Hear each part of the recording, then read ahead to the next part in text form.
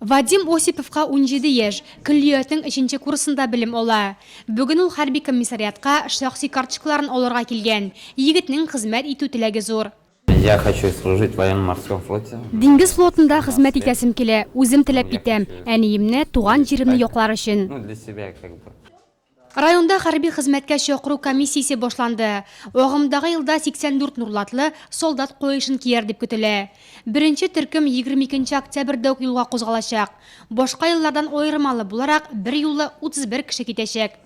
Бүгенге көндә армия сафларына бармыйча качып йөрүчеләрнең саннары 1-2 генә кеше. Әгәр дә инде 27 яшькә хәтлем качып йөрүделәр икән, 27 яшь тулгач инде без аларга военный билет урынына бирәбез справка.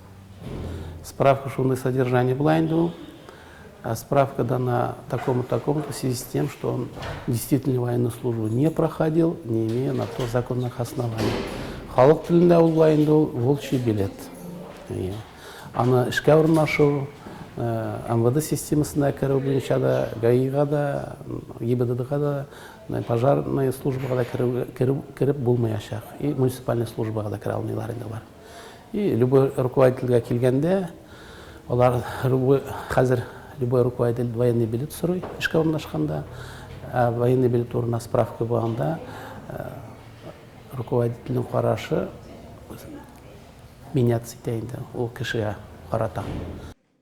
Тик башта медицина тикшерүе, терапевт, күз теш табибы лор. Хәзерге яшьләр заманча карашлы.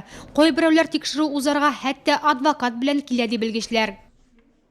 Разница между призывниками, которые... Элеккеге һәм хәзерге хәрби хезмәткә чакырылучы егетләр арасында аерма бар. Нигездә хәзерге солдатлар күбрәк белемле. Элек акыл үсешендә тоткарлыклар булучылар шактый иде. Хәзер бу проблема юк диярлек. Требование к образованию изменилось. Егетләрнең кая хезмәт итүе әлегә билгесез. Быел Россия Эчке эшләр министрлыгы каршында яңа Милли гвардия дигән гаскәр барлыкка килгән. Араларында безнең Нурлат солдатлары да булыр дип көтелә.